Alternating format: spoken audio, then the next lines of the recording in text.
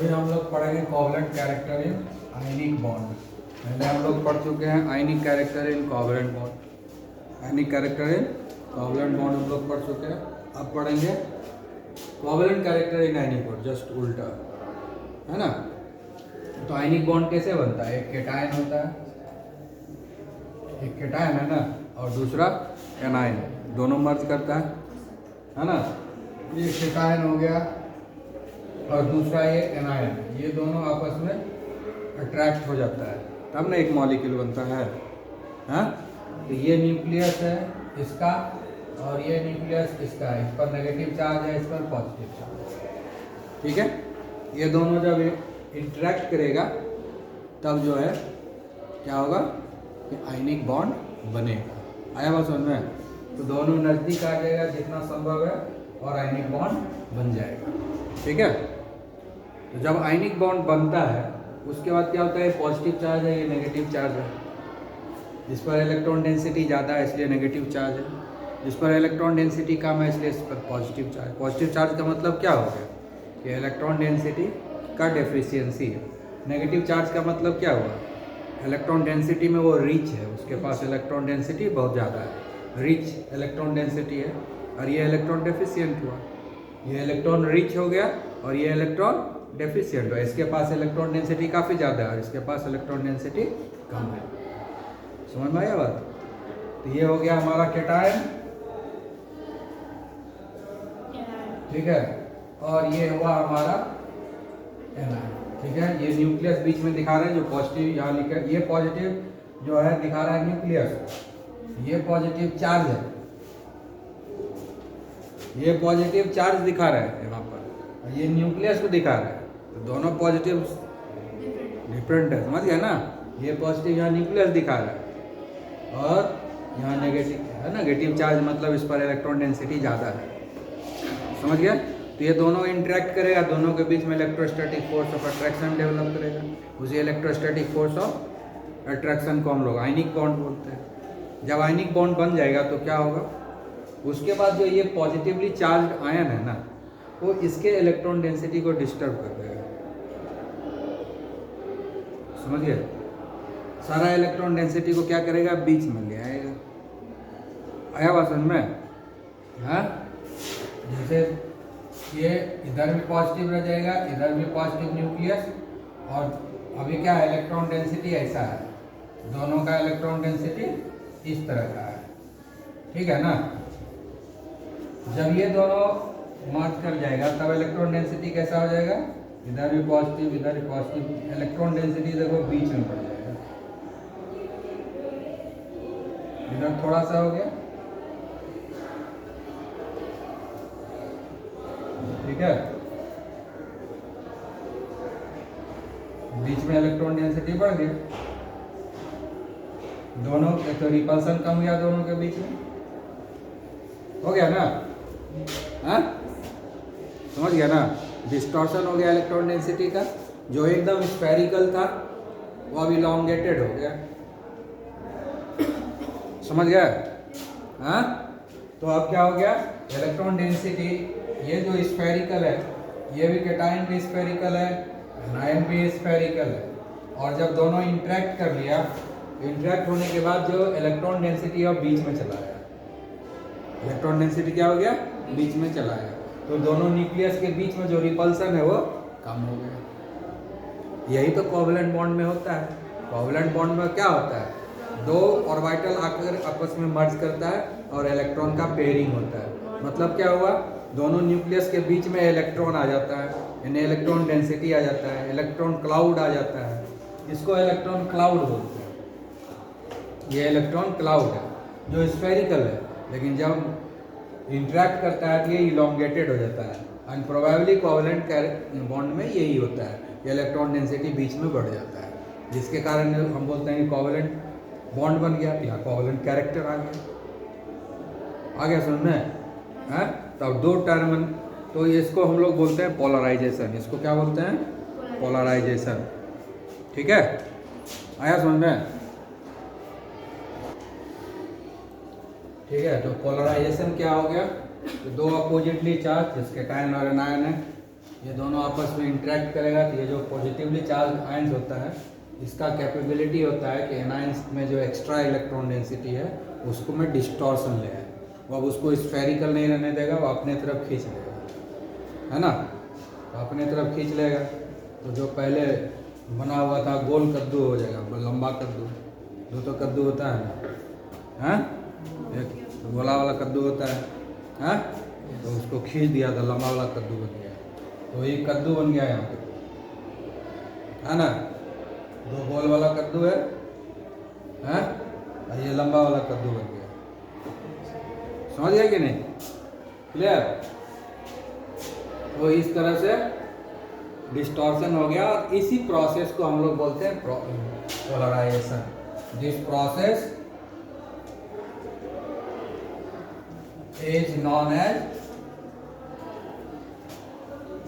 Polarisation.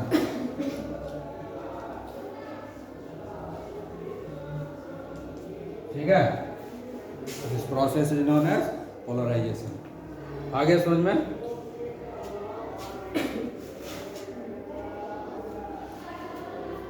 ठीक है, तो पोलराइजेशन समझ में आ गया कि जो इलेक्ट्रॉन क्लाउड का डिस्टॉर्शन होता है उस डिस्टॉर्शन के प्रोसेस को हम लोग बोलते हैं पोलराइजेशन। ठीक है ना। और ये पोलराइजेशन कौन करता है? केटायन। ये पोलराइजेशन कौन करता है?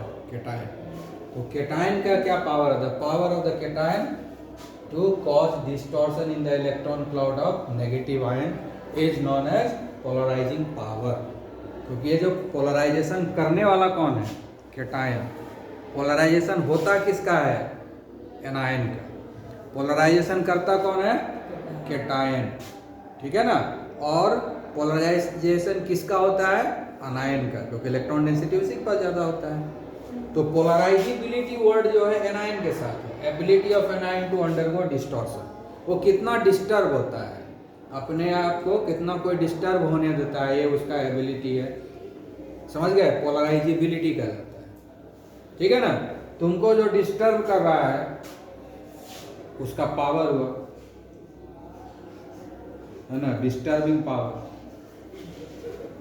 ठीक है। और तुम जो डिस्टर्ब हो रहे हो, है ना, तो वो तुम्हारा एबिलिटी है कि तुम डिस्टर्ब हो रहे हो, है ना। तो वो हो गया पोलराइजेबिलिटी, है ना। जो डिस्टर्ब किया उसका हुआ पोलराइजिंग पावर, और जो डिस्टर्ब हुआ वो हुआ पोलराइजेबिलिटी। समझ गया? डिस्टर्ब करने वाला के पास पोलराइजिंग पावर है और डिस्टर्ब होने वाले के पास पोलराइजेबिलिटी है। आई बात समझ में ना? हाँ,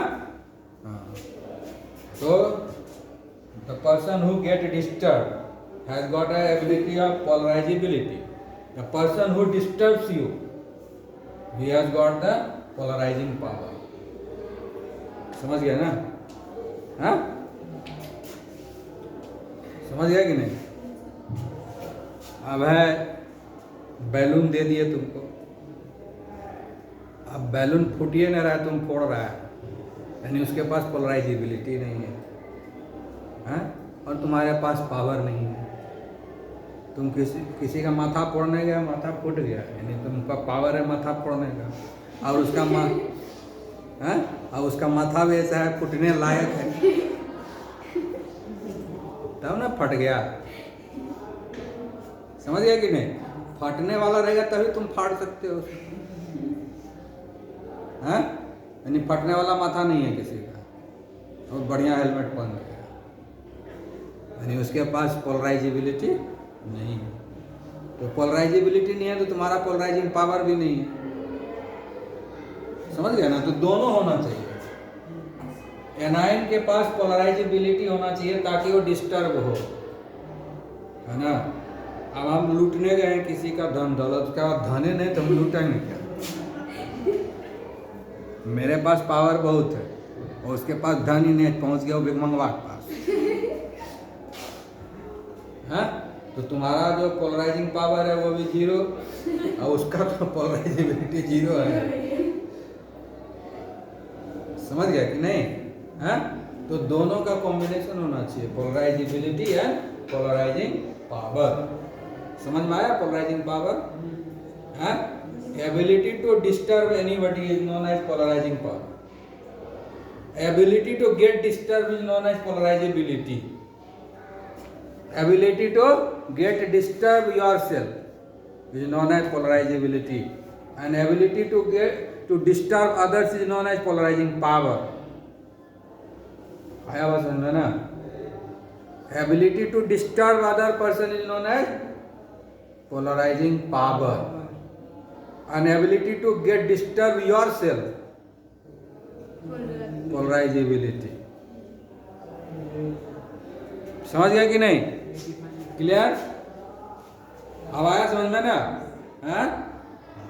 तो ये हो, तो इसी पोलराइजिंग पावर, पोलराइजेबिलिटी के ऊपर डिपेंड करता है कि किसमें कितना पोलराइजेशन होगा, और जितना ज़्यादा पोलराइजेशन होगा उतना ज़्यादा कोवेलेंट कैरेक्टर होगा. ठीक है ना? तो इस के बेसिस पे एक साइंटिस्ट थे फजन, तो उन्होंने एक रूल दिया, कानून बनाया, संविधान लिखे, है ना? अम्बेडकर के, है ना? अकेले अम्बेडकर नहीं संविधान लिखे, मतलब अम्बेडकर तो संविधान सभा के अध्यक्ष थे ना. संविधान लिखने वाले बहुत लोग हैं, है ना? जैसे अभी नाम होता है मोदी का, मोदी तो मोदी थोड़ी काम कर रहा है, उसका मिनिस्टर काम करता है. नाम किसका होता है? मोदी. यहाँ हम लोग कुछ भी दिक्कत करेंगे, नाम खराब किनका होगा? मानस पाठक का. कुछ अच्छा करेंगे, नाम किनका होगा? मानस पाठक. समझ गया कि नहीं? तो वैसे ही है. और उसी तरह से फजन्स रूल है ना? फजन के स्टूडेंट लोग सब मिलकर रिसर्च किए, नाम तो फजन का ही होगा क्योंकि वो उनके टीचर हैं. फजन के अंदर स्टूडेंट लोग सब मिलकर रिसर्च किया, ये सब रूल. ये नाम किनका होगा? फजन का होगा क्योंकि वो हेड बॉस थे उस ग्रुप का. ठीक है ना? तो उसी से कितना कोवेलेंट कैरेक्टर होगा किसी आयनिक बॉन्ड में, ये कैसे डिसाइड करेंगे? डिसाइड करने के लिए जो नियम कानून बना है उसको हम लोग बोलते हैं फजन्स रूल. ठीक है? अब हम लोग फजन्स रूल पढ़ेंगे. तो फजन्स रूल हम लोग पढ़ेंगे जो डिसाइड करेगा कि किसी भी आयनिक बॉन्ड में कोवेलेंट कैरेक्टर कितना है. ठीक है? समझ गया ना? तो पहला फजन्स रूल क्या है? Smaller the cation, larger will be its polarizing power. Larger will be its polarizing power. तो अगर हम यहाँ पर साइज की बात देखेंगे, ठीक है ना? अगर साइज का बात देखेंगे तो जो lithium is smaller than potassium, lithium is smaller than potassium. तो इसका जो पावर होगा, पोलराइजिंग पावर, कौन सा पावर बात कर रहे हैं? लाठी चलाने वाला पावर नहीं, पोलराइजिंग पावर.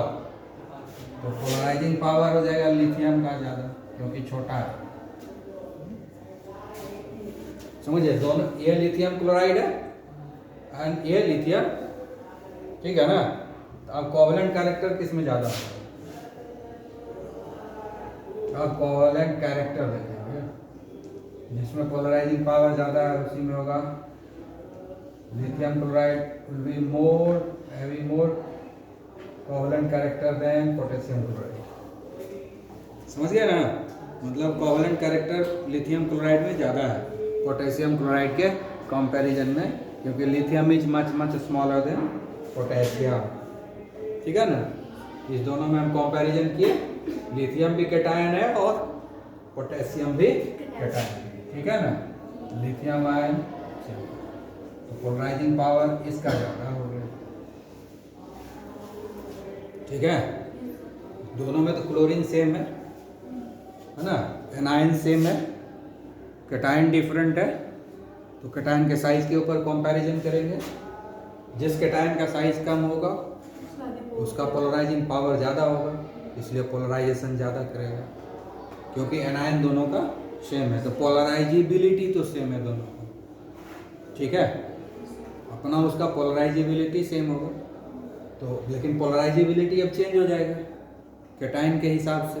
जिसमें कैटायन ज़्यादा है, कैटायन का साइज कम है, उसमें पोलराइजेबिलिटी भी बढ़ जाएगा ना. ठीक है? ज़्यादा डिस्टर्ब होगा, ज़्यादा डिस्टॉर्शन होगा. समझ में आ गया?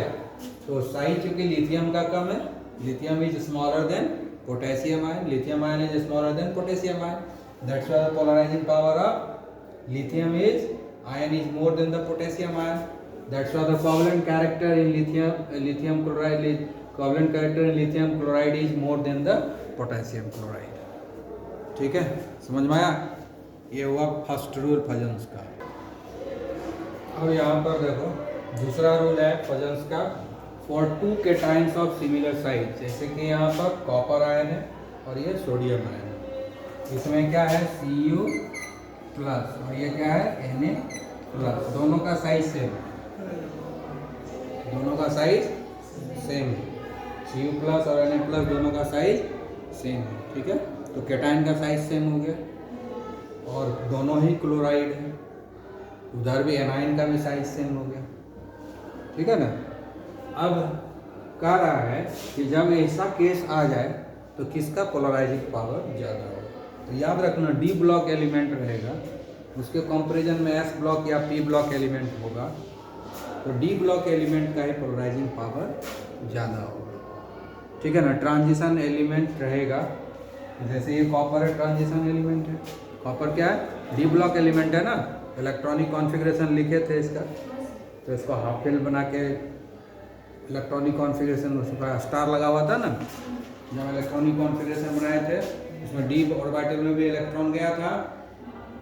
कॉपर का इलेक्ट्रॉनिक कॉन्फ़िगरेशन लिख के बताया था ना, स्पेशल है, half field, completely field, empty field वाला यूज किए थे इसमें, हैं। एस और डी के बीच में इलेक्ट्रॉन का ट्रांजेक्शन कराए थे, हैं।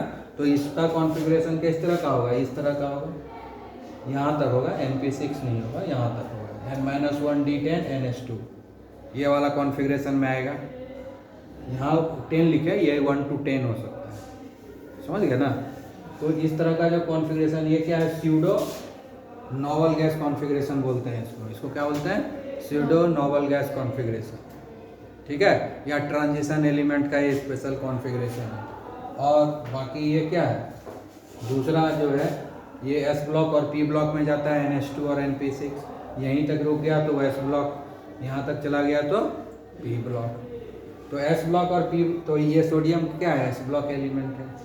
कॉपर क्या है, डी ब्लॉक एलिमेंट है। डी ब्लॉक एलिमेंट है तो इस इलेक्ट्रॉनिक कॉन्फ़िगरेशन को फॉलो करेगा, है ना। और ये एस ब्लॉक है तो इस इलेक्ट्रॉनिक कॉन्फ़िगरेशन को फॉलो करेगा, ठीक है। तो जिसका स्यूडो नोवल गैस कॉन्फ़िगरेशन रहता है उसका पोलराइजिंग पावर ज़्यादा होता है, उसका पोलराइजिंग पावर ज़्यादा होता है। जब केटायन का साइज सेम होगा तब ये अप्लाई करेंगे, और जब केटायन का साइज छोटा है तो वहाँ डिसाइड ही कर लिए कि उसी का पोलराइजिंग पावर ज़्यादा होगा। लेकिन जब केटायन का साइज कम होगा, कैसे पोलराइजिंग पावर डिसाइड करेंगे किसका कम है किसका ज़्यादा है। तो उस केस में देखना है उसका इलेक्ट्रॉनिक कॉन्फ़िगरेशन, वो किसको फॉलो कर रहा है, इस ट्रेंड को फॉलो कर रहा है या इस ट्रेंड को फॉलो कर रहा है। ये जो ट्रेंड है ये इसके पास ज़्यादा पोलराइजिंग पावर है, इसके पास पोलराइजिंग पावर कम है, यानी Cu आयन का पोलराइजिंग पावर ज़्यादा है ना। अगर हम पोलराइजिंग पावर का बात करेंगे तो कॉपर आयन का पोलराइजिंग पावर जो है सोडियम आयन से ज़्यादा होगा, ठीक है ना। तो कोवलेंट कैरेक्टर किस में ज़्यादा होगा, जिसमें पोलराइजिंग पावर ज़्यादा होगा। तो कोवलेंट कैरेक्टर जो होगा CuCl का ज़्यादा होगा NaCl के कंपैरिजन में। समझ में आ गया, क्लियर आया समझ में। अब एक और बच गया है, ठीक है। अब इसमें देखते हैं तीसरा जो रूल है फजल का, कह रहा है कि larger the size of anion higher will be its polarisability, यानी जिसका इलेक्ट्रॉन डेंसिटी ज़्यादा होगा। जैसे लिथियम कैटायन सेम है, यहाँ एल्यूमिनियम कैटायन सेम है, दोनों जगह कैटायन सेम है। तो डिफरेंस क्या है, आयोडाइड आयन और फ्लोराइड आयन, ठीक है। यहाँ भी क्लोराइड आयन है और फ्लोराइड आयन है। कैटायन तो सेम है, जब कैटायन सेम है तो साइज भी सेम ही होगा, तो वहाँ पर कोई डिस्कशन नहीं कर। क्योंकि कैटायन सेम है तो इलेक्ट्रॉनिक कॉन्फ़िगरेशन भी सेम होगा, उससे भी डिसाइड नहीं कर सकते। तब हम लोग क्या करेंगे, पोलराइजिंग पावर से डिसाइड नहीं करेंगे, पोलराइजेबिलिटी से करेंगे, जो कोड कितना आसानी से डिस्टर्ब हो जाता है। जो जितना आसानी से डिस्टर्ब होगा उसमें उतना ज़्यादा कोवेलेंट कैरेक्टर होगा। ठीक है ना। तब इसमें देखेंगे इस दोनों में से जो लिथियम आयोडाइड का जो साइज है फ्लोराइड के कंपैरिजन में ज़्यादा है। आयोडाइड का जो साइज है, ये जो साइज का बात अगर करेंगे तो आयोडाइड का ज़्यादा है फ्लोराइड के कंपैरिजन में, तो पोलराइजेबिलिटी भी इसी का ज़्यादा होगा।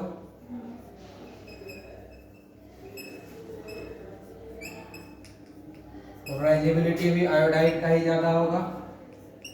ठीक है, इसलिए कोवेलेंट कैरेक्टर किसका ज़्यादा होगा? कोवेलेंट कैरेक्टर किसमें ज़्यादा होगा? Lithium iodide is more covalent than lithium fluoride. Lithium iodide is more covalent than lithium fluoride. ठीक है। अब यहाँ पर देखो फ्लोराइड है और क्लोराइड है। ठीक है, अगर हम साइज का बात करेंगे, ठीक है, तो फ्लोराइड तो छोटा होगा, क्लोराइड बड़ा होगा, है ना। तो पोलराइजेबिलिटी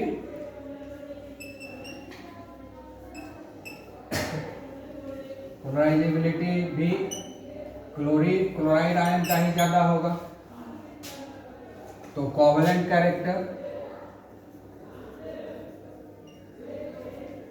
कैरेक्टर किसका ज़्यादा होगा? AlCl3 का।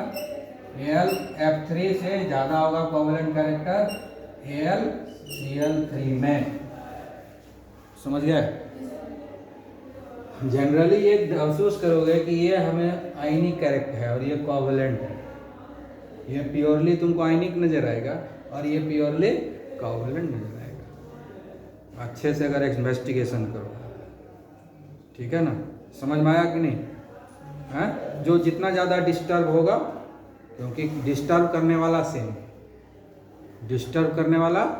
सेम है, तो जो डिस्टर्ब हो रहा है उसका कैपेबिलिटी देखना होगा, कौन जल्दी डिस्टर्ब होता है।